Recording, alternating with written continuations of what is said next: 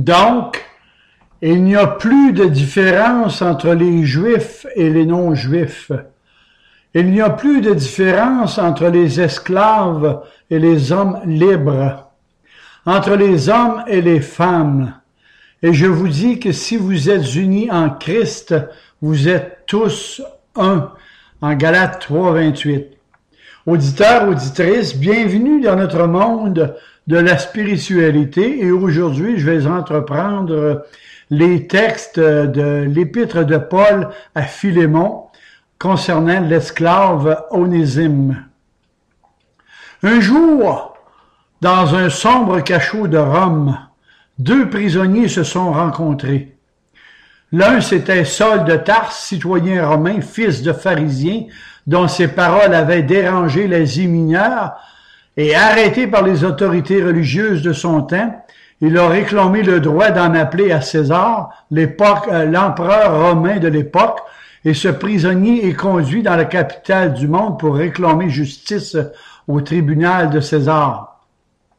Saul de Tarse est accusé d'avoir soulevé le fanatisme auprès de ses compatriotes et attendant son procès, il est placé sous garde dans une prison de Rome. L'autre prisonnier, c'est un païen, un esclave appelé Onésime, qui, après avoir volé son maître Philémon, s'est enfui à Rome, d'où il est arrêté et emprisonné, et comme par hasard, dans la même cellule que Saul de Tarse. Mais ici, il nous faut reconnaître que c'est le Dieu souverain qui dirige tous les événements et les circonstances qui parfois dépassent notre compréhension. Dieu a dit à Jérémie dans le passé, « Tu as bien vu, car je veille sur ma parole pour l'exécuter. » Jérémie 1,12. Et ce dernier a, pour ainsi dire, amené l'esclave à la foi chrétienne. Et lorsqu'Onésime est libéré, l'apôtre Paul, Saul de Tarse, le renvoie à son maître Philémon avec un plaidoyer sous forme de lettre que de nos jours on appelle épître. Voilà bien brièvement, chers auditeurs, auditrices, le résumé de cette lettre. Ceci peut vous paraître banal, mais peut-être changerez-vous d'opinion en examinant avec moi ce texte des Saintes Écritures qui est inspiré par Dieu le Saint-Esprit, qui nous dit que toute écriture est inspirée de Dieu et utile pour enseigner, pour convaincre, pour corriger, pour instruire dans la justice. Qu'est-ce qu'un esclave? Qu'est-ce qu'un esclave? Au départ, l'esclavage admis dans les Saintes Écritures est un esclavage contractuel pour une période de temps déterminée, et l'esclave était traité de façon humaine selon la loi de Moïse. Vous avez ça en Exode 21, 2 à 6. L'esclavage, de tous les abus de l'esclavage sont effectivement condamnés dans la Bible en Deutéronome 15. La législation de Moïse permettait à un homme et à sa famille de se vendre au créancier pour payer sa dette, mais le créancier aussi avait des devoirs envers ses esclaves d'une manière humanitaire. Ça, c'est dans la parole de Dieu, Deutéronome 15, 12 à 18. Le dictionnaire usuel nous dit qu'un esclave est une personne qui est sous la puissance absolue de son maître. Et même de nos jours, il existe dans certains pays la pratique de l'esclavage, comme par exemple en Haïti, les enfants exploités par leur maître sont surnommés des reste-avec. Rester avec, des reste-avec. Je sais aussi qu'il existe dans de nombreux pays en ce beau monde d'où l'esclavage fait partie du quotidien. De toute façon, il n'y a pas tellement si longtemps que les États-Unis d'Amérique le pratiquaient dans des conditions plus que pitoyables envers les Noirs. Ce sont peut-être des êtres humains, hommes, femmes et enfants, qui sont asservis, dépendants, oppressés et régressés. 30 ans avant Jésus-Christ, un savant romain nommé Varron, et il était avocat romain à 116 avant Jésus-Christ, distinguait les instruments de labourage en 3 catégories. Premièrement, les instruments muets, l'outil et la charrue. Deuxièmement, ceux qui rendent des sons inarticulés comme le bœuf, le cheval ou l'âne. Et troisièmement, ceux qui parlent, les esclaves. Et 320 ans avant Jésus-Christ, le grand philosophe grec Aristote, 384 avant Jésus-Christ, disait « On ne peut pas aimer ou même avoir de l'affection pour de vils instruments. » Et les esclaves du temps de l'apôtre Paul étaient vendus, ils étaient prêtés, donnés, légués et rendus âgés. On les abandonnait sur une île ou au milieu de nulle part, où souvent ils mouraient de faim.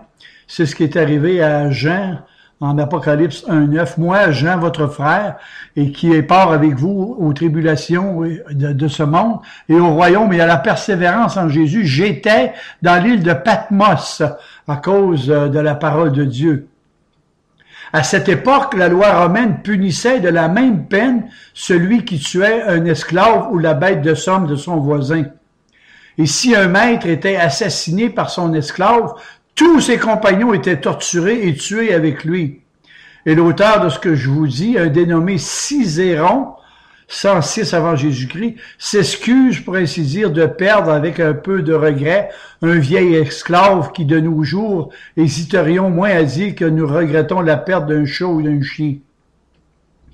La plupart du temps, les esclaves étaient marqués au fer rouge sur le front avec la lettre F qui voulait dire fugitivus, afin qu'ils ne puissent pas s'enfuir ou se cacher. Et de tout temps, on avait sur eux le droit de vie et de mort. Et souvent, lors d'orgies sexuelles romaines ou autres, on les faisait participer entre eux et on les tuait pour amuser, ou les torturait pour amuser les invités. Il y eut tellement d'abominations sur les esclaves que Moïse a dû légiférer pour protéger les esclaves. D'ailleurs, son peuple a été sous l'esclavage des Égyptiens pendant 400 ans, sous les règnes des pharaons de l'époque.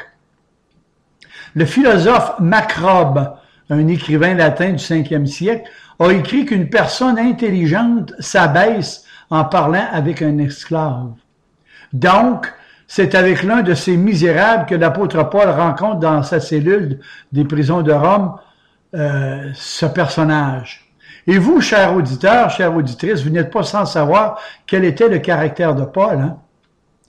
Paul, c'était un homme hostile. C'était un homme déterminé. Un vrai chef d'équipe. Un homme avec une volonté forte. Un homme cruel et persécuteur avant que Dieu ne le convertisse lui-même. Et nous voilà donc en présence de cet esclave avec un ancien pharisien. Mais qu'est-ce qu'ils vont se dire tous les deux dans une prison? Vous qui ne croyez pas au christianisme, répondez-moi. Qu'aurait-il fait si l'évangile de Jésus-Christ n'était pas gravé dans le cœur de l'apôtre? En fait, poser la question, c'est y répondre. Vous trouvez étrange et bizarre que nous parlons d'une révélation venant d'en haut? Eh bien, dans mes textes, je vais vous montrer, moi, dans cette prison de Rome, un fait, un événement que la nature humaine ne pourra jamais expliquer, parce que la gloire de Dieu, c'est de cacher les choses, et la gloire des rois est de sonder les choses. Oui, la gloire de Dieu, c'est de cacher les choses.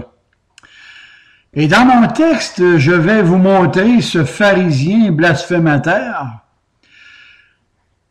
l'apôtre Paul, qui dit lui-même, moi qui étais auparavant un blasphémateur, un persécuteur, un homme violent, mais j'ai obtenu miséricorde. Je vais vous montrer ce pharisien blasphémateur entièrement transformé par la grâce irrésistible de Dieu, qui, elle, n'obéira jamais à la loi des bonnes œuvres méritoires des hommes. Je vais vous montrer cet ancien pharisien qui va donner à cet esclave toute la compassion et l'amour qu'il n'a jamais reçu sur cette terre. Et deuxièmement, je vais vous le montrer tout préoccupé du sort de ce misérable esclave que personne d'entre vous n'aurait jeté un pauvre petit regard de sympathie. Et enfin, je vais vous le montrer l'aimant à un tel point qu'il l'appellera son frère, son propre fils, le fruit des entrailles de son cœur. Bref, un autre lui-même cloné par la grâce irrésistible et de la miséricorde du Seigneur. Auditeurs, auditrices, si vous ne croyez pas aux miracles d'en haut provenant du Seigneur, essayez de m'expliquer ces transformations. Soit de l'apôtre Paul ou d'Onésime, d'où est-elle descendue cette force extraordinaire qui change les cœurs les plus endurcis? Cette force qu'on appelle l'amour. En ce qui me concerne, j'y vois Jésus-Christ qui, en rachetant ce pharisien et cet esclave, dans un même amour pour une gloire éternelle débutant ici-bas, et dans leur prison, ils célèbrent déjà la communion des saints. Ma Bible me dit, à ceux qu'il a prédestinés, il les a aussi appelés. À ceux qu'il a appelés, il les a aussi justifiés. Et à ceux qu'il a justifiés, il les a aussi glorifiés. Et il est à noter que les verbes dans le dernier passage cité sont tous des verbes au passé simple. C'est-à-dire que grammaticalement parlant, que c'est un aoriste. En d'autres termes, c'est du déjà accompli pour Dieu. Car dans son univers, le temps n'existe pas. À partir de la création jusqu'à la fin des temps, tout est accompli et ses desseins sont arrêtés. Alors que moi-même, lorsque j'étais une masse informe et vide, tes yeux me voyaient. Et sur ton livre, Seigneur, étaient inscrits tous les jours qui m'étaient destinés avant qu'aucun d'eux n'existât. Psaume 139. J'espère ne pas avoir été trop compliqué, mais revenons à mon texte. Paul et l'esclave réalisent dans leur cachot l'accomplissement prophétisé de cette famille de rachetés venus de toute tribu, de toute langue, de tout peuple et de toute nation, qui un jour se rassembleront pour l'éternité au pied du trône de la grâce du prince de la paix. Oh oui, Onésime, relève ton cœur. Reprends tes chaînes, va et avance sur ce chemin que Dieu t'a montré au travers son Fils Jésus-Christ, en se servant de l'apôtre Paul comme un instrument de salut. Lui-même a été choisi par Dieu, il le dit en Acte 26, je t'ai choisi du milieu de ce peuple et du milieu des païens vers qui je t'envoie, afin que tu leur ouvres les yeux pour qu'ils passent des ténèbres à la lumière, de la puissance de Satan à celle de Dieu, pour qu'ils reçoivent par la foi en moi le pardon de mes péchés et l'héritage avec tous les rachetés. Maintenant, Onésime, tu portes sur ton front une auréole, et il y a dans ton cœur un souvenir que rien n'effacera, parce qu'il s'est trouvé ici-bas un élu de Dieu qui t'a reconnu et qui t'a appelé mon frère, en t'enseignant la voie du salut. Maintenant, c'est à ton tour de passer au suivant, c'est-à-dire de porter aux hommes et femmes de ton temps cette bonne nouvelle de Jésus-Christ. Vas-y, mon frère, vas-y, Onésime, va accomplir cette grande mission qui t'attend. D'ailleurs, sois assuré que le Seigneur, par sa volonté, te dirigera où il te voudra, comme un de ses ouvriers dans sa vigne. Amen. Auditeurs, auditrices, c'est ainsi que Paul non seulement en fait un homme responsable et civilisé, mais avec un cœur aimant. Il lui apprend à aimer son maître et encore plus, il lui apprend à le servir en l'aimant. Dites-moi, est-ce que cela vous étonne ou vous répugne un peu en quelque part? Peut-être les deux, car c'est le reproche qu'on dit du christianisme de nos jours. Supposons un instant que la guerre est déclarée en quelques coins de cette planète. Qu'est-ce que j'y vois? Tous les hommes sont sur les champs de bataille, les trônes des Césars s'écroulent, le sang coule par ces guerres, et la vengeance engendre la violence, l'envie des territoires et des richesses premières sont aux premières loges, la haine poursuit cet effroyable carnage. Qu'est-ce qui va demeurer? Qu'est-ce qu'il va s'en suivre? La fraternité? Détrompez-vous, car la loi du talion va s'inviter elle-même à ce grand banquet de destruction. J'oserais jusqu'à dire qu'une seule chose sur cette terre nuit au triomphe du bien. C'est l'inaction des élus de Dieu. L'inactivité des brebis de Christ. Et si c'est cela votre idéal, ce n'est pas celui du Dieu de l'Évangile qui nous a dit que lorsqu'il aura été élevé, il attirera beaucoup d'hommes et de femmes vers lui. L'autre enseignement qui me frappe encore plus, c'est la manière que l'apôtre Paul intervient pour plaider sa cause de cet esclave infidèle. Je ne sais pas si je connais un autre exemple d'une délicatesse plus profonde, plus délicate. Je note que Philémon avait toutes les raisons valables d'être en colère contre Onésime et indigné parce que son esclave, ce qu'il avait fait. Auditeurs, auditrices, essayez de vous imaginer ça, là, sur le perron de porte, là. Philémon en train de lire cette lettre, et Onésime se tenant devant lui debout, des larmes coulant sur ses joues. Et je vous laisse le soin d'écrire cette scène dans votre journal intime, dans votre cœur. Regardons l'acte de pardon. Voyez d'abord avec quel soin Paul fait appel à tout ce qui peut attendrir le cœur de Philémon en faveur du coupable. Philémon est un chrétien et Paul lui rappelle sa foi. Paul lui rappelle son amour. Il écrit « C'est pourquoi, bien que j'ai en Christ toute la liberté de te prescrire ce qui est convenable, Philémon, c'est de préférence au nom de l'amour que je t'adresse une prière, étant ce que je suis, Paul, vieillard et prisonnier de Jésus-Christ. » Les versets 8 et 9 de Philémon. Quelle progression! Ah! Quelle progression! Mais quelle éloquence pénétrante en ces simples mots! L'apôtre ne veut rien faire sans le consentement de son ami et frère en Christ Philémon. Le verset 14. Je n'ai rien voulu faire sans ton avis, afin que ton bienfait ne soit pas comme forcé, mais qu'il te soit volontaire. Avez-vous remarqué quel ménagement Paul prend pour rappeler ce fait à Philémon? Voyez au verset 11, dans cette lettre unique, Onésime qui autrefois t'a été inutile, mais maintenant il te sera utile. Car si quelqu'un rencontre le Christ, il deviendra une nouvelle créature et dans son âme, tout sera nouveau. Notez qu'à Onésime, c'est un jeu de mots ici que l'apôtre Paul fait, parce qu'Onésime veut dire utile. Ne voit-on pas dans ces mots l'accent de Jésus étendant sa main sur cette femme en pleurs à ses pieds en disant à ceux qui l'accusent, « Mais pourquoi lui faites-vous de la peine? Pourquoi lui faites-vous de la peine? » Et plus loin dans sa lettre, voyez Paul au verset 18. « Et s'il t'a fait quelque tort, mets-le sur mon compte. » Exactement ce que Jésus a fait pour nous.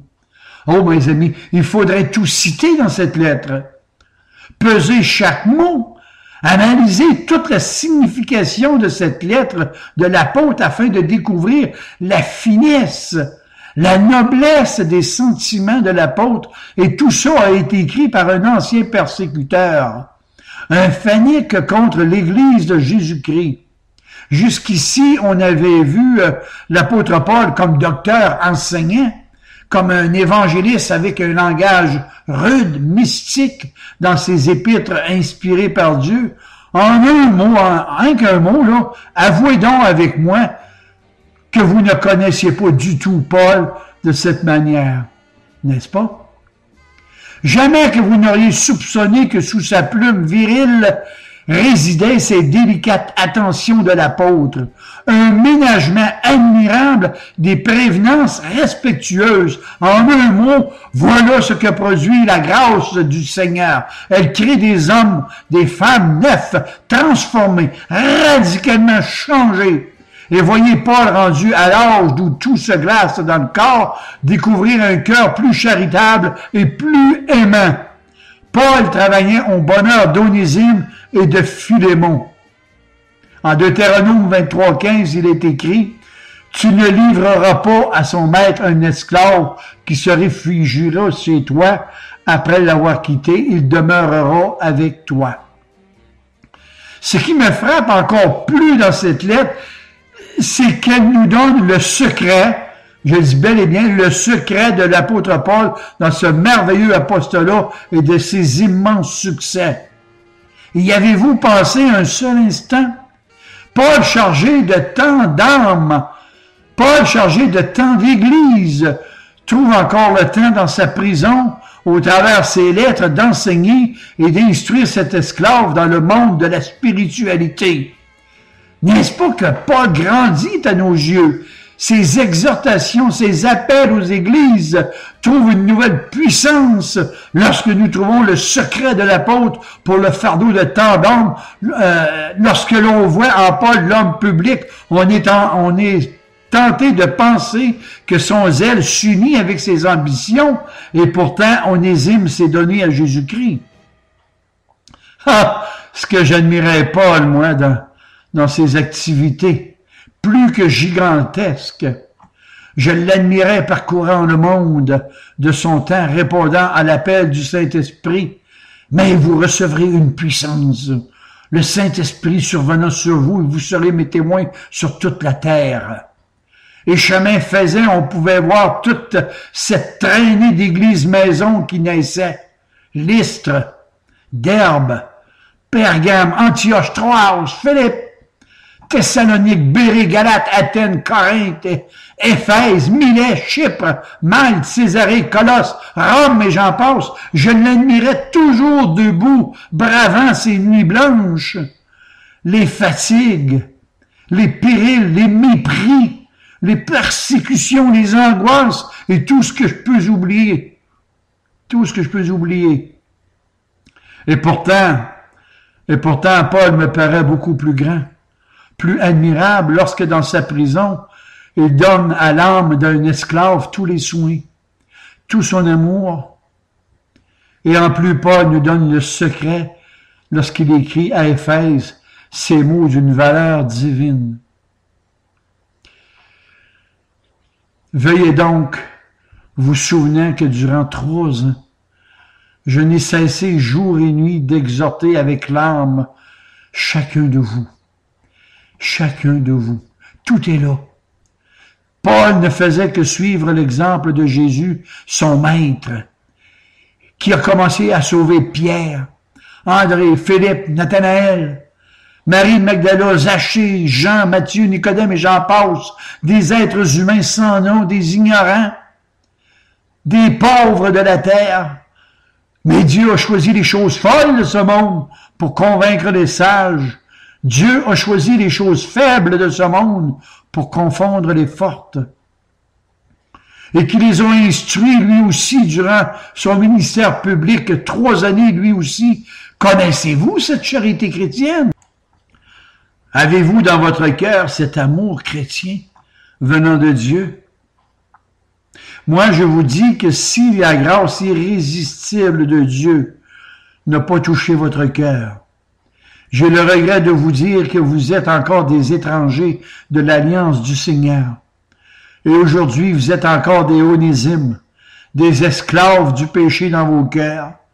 Mais la bonne nouvelle, c'est que Dieu, dans ses compassions, n'a pas encore fermé les entrailles de son amour pour vous. Faisons ici une remarque. C'est triste à dire, mais la tendance que l'on peut voir de nos jours chez plusieurs chrétiens, c'est que plusieurs d'entre eux voient dans la religion chrétienne un fait social plutôt qu'un fait individuel.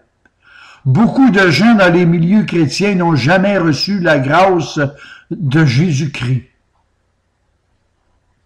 Je dirais, ce peuple m'honore des lèvres, mais son cœur est très éloigné de moi. C'est en vain qu'il m'honore en enseignant des préceptes qui ne sont que des commandements d'hommes. Ces soi-disant chrétiens recherchent bien plus la chaleur humaine plutôt que la grâce, la compassion et le pardon de Dieu. Et malheureusement, ils vont vous côtoyer pendant des années. vivant dans une présomptueuse sécurité éternelle. On parle de relever l'Église, mais en dehors de leur cercle social religieux, ces personnes évitent avec soin toute confession de foi.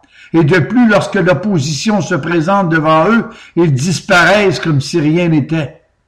La réalité, c'est qu'ils ont en eux deux personnalités. Une pour les gens d'Église et l'autre pour le monde dans lequel ils appartiennent. Un cher petit enfant de Dieu a dit un jour, « La peur a frappé à la porte de mon cœur, ma foi a été répondre, et il n'y avait personne. » Et un autre enfant un jour a dit, « Le diable a frappé à la porte de mon petit cœur, et j'ai envoyé Jésus répondre. » Souvent, lorsque les situations de mépris sont là devant nous, on n'ose pas dire courageusement à une âme perdue le chemin qui conduit à Dieu, tant favorable ou non, insiste, nous dit le Seigneur. De toute façon, c'est sa parole qui agira, pas nous. Si l'on recule devant l'opposition, savez-vous ce qui va en résulter? Vous n'obtiendrez rien. Pourquoi? Parce que ce ne sont pas les idées humaines qui sauvent le monde. Il faut autre chose. Il faut l'ardeur d'un cœur qui aime. Un cœur qui traduit la vérité en une vie spirituelle. Et dans tout ça, seul Dieu peut accomplir ce miracle, pas vous. Encore une fois, voyez Paul. Regardez-le, regardez-le. Voyez Paul dans sa prison instruisant Onésime. Et voyez cet apôtre verser sur le cœur de cet esclave un déluge d'amour du Christ de la Bible. Posons-nous une seule question. Posons-nous une seule question. Pourquoi le secret de Paul ne serait-il pas le nôtre aujourd'hui? Souvenez-vous que pendant 3 ans, je n'ai cessé d'exhorter chacun de vous. Oui, toi qui te dis chrétien aujourd'hui et qui gémis de tes insuccès spirituels et de tes défaillances, regarde vers le Christ et reviens, je t'en supplie, reviens aux ailes de ton premier amour que tu as abandonné. Et lorsque tu seras seul dans le cachot de ton âme, c'est là que tu ne remettras jamais en question ce que Dieu t'aura dit lorsque tu vivais dans sa lumière, dans son amour, dans sa miséricorde. Paul aussi avait vécu ces périodes de noirceur, d'où le soleil et les étoiles ne parurent plus pendant plusieurs jours, et même au milieu des tempêtes, Paul n'a jamais perdu espoir, car il savait que Dieu veillait. Et je vous recommande de lire Actes 27, 20. Le soleil et les étoiles ne parurent plus pendant des jours. Alors, lève-toi, mon frère, ma chère petite sœur en Christ. Quitte tes vêtements de deuil et sois illuminé aujourd'hui du rayonnement de sa gloire. Puis marche au milieu de ce grand peuple qui t'entoure. Sois une lumière au milieu de ta nation idolâtre et perdue. Car ici parle le Seigneur. C'est là cette Jérusalem que j'avais placée au milieu des nations et des pays d'alentour. Charge-toi de ces fardeaux. Abaisse-toi vers les hommes perdus. Cherche dans ta ville autour de toi. Cherche les Marie de Magdala. Cherche les Zachée, les Samaritains, les Onésimes. Et en attendant ces glorieuses conquêtes que Dieu te réserve dans ta grande ville de Ninive à toi, réjouis-toi avec les anges du ciel à la vue d'un seul pécheur repentant. Je termine en vous disant, oh, si je pouvais en ce jour gagner une seule âme, comme Onésime, j'en serais satisfait. Si j'en gagnais 10 autres, quelle serait ma joie, parce que plus que j'attirerai d'âmes à se diriger vers le Christ, plus nombreuses seront les couronnes qui ceindront mon front. Ne vous inquiétez pas, frères et sœurs en Christ. Je ne suis pas sérieux. Oh non, oh que non, elles ne ceindront pas mon front, car je les déposerai aux pieds du Seigneur en lui disant non, pas pour moi, cher Papa Céleste, mais que toute cette glorification te revienne à toi. Je n'en suis pas digne, car toute l'œuvre du salut d'une seule âme revient à vous trois. Dieu le Père qui l'a préparé, Dieu le Fils qui l'a accompli et Dieu le Saint-Esprit qui nous l'a communiqué et tout ça par la grâce irrésistible, par amour et par compassion. Avant cette rencontre, il ne faut pas oublier qu'Onésime était mort spirituellement. Et qui pensez-vous qui donne la vie éternelle? Onésime. Onésime, oh cher Onésime, l'utile à l'agréable. Les miracles visibles à l'homme ne peuvent être utiles que si Dieu en fait un autre dans vos cœurs maintenant, invisible et utile. Premièrement, Onésime parce qu'on lui a pardonné une dette qu'il ne pouvait pas rembourser. Deuxièmement, Philémon qui a reçu les bénédictions éternelles qui sont accordées à celui qui pardonne. Et troisièmement, est-ce que vous pourriez terminer cette belle histoire dans votre journal intime et personnel avec le Seigneur? Amen et amen. Et que le Seigneur vous bénisse abondamment, chers frères et chères petites sœurs en Christ.